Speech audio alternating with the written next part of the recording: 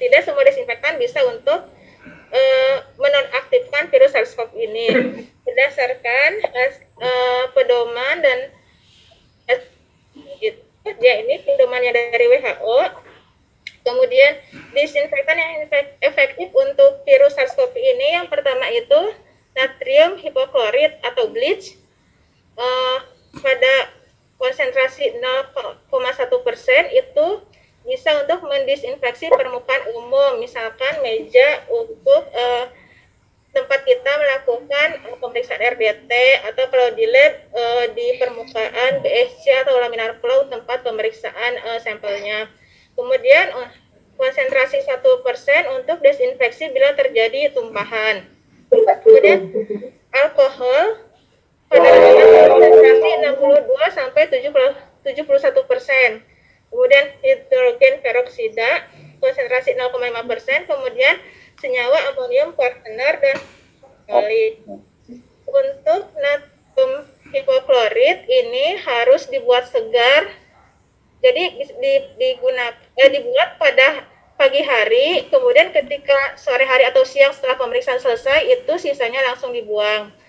Untuk etanol bisa digunakan sampai dia habis, misalkan di dalam botol semprotnya, tapi pastikan tutup pada botol semprot itu tertutup dengan rapat, karena bila tutupnya longgar secara tidak langsung alkoholnya itu akan menguap sehingga konsentrasi alkohol pada botol semprot tersebut bisa menurun yang mengakibatkan kemampuan alkohol tersebut dalam mendesinfeksi permukaan tempat kita bekerja menjadi menurun atau tidak efektif.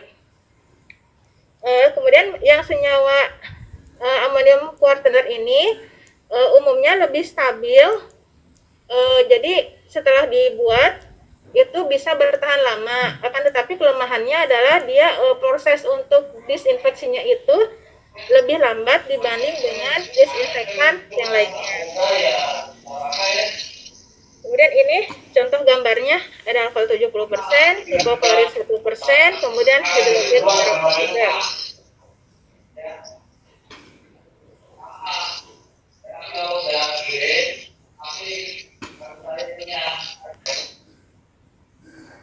Ini adalah contoh penggunaan desinfektan yang telah saya sebutkan tadi. Untuk sodium hipoklorit untuk permukaan, kemudian 0,1% itu hanya untuk permukaan, yang 1% bisa untuk merendam barang-barang atau mendisinfeksi tumpahan. Kemudian jangan lupa bila Bapak Ibu menggunakan sodium atau namanya natrium hipoklorit atau bleach itu, setelah menyemprotkan ke permukaan yang logam, itu harus setelah itu disertai dengan penyemprotan alkohol, gunanya untuk menghindari sifat korosif dari sodium hipoklorit tersebut. Jadi agar tidak berkarat benchnya, bila benchnya itu di bench BSC atau di laminar ya, karena itu logam.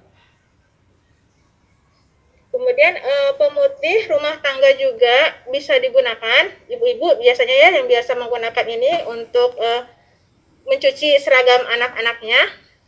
Ini pada umumnya itu konsentrasinya berkisar di 2-5%.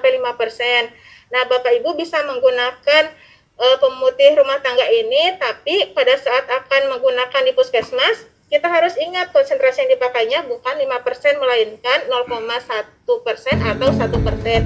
Jadi, larutan Baiklin ini harus diencerkan terlebih dahulu.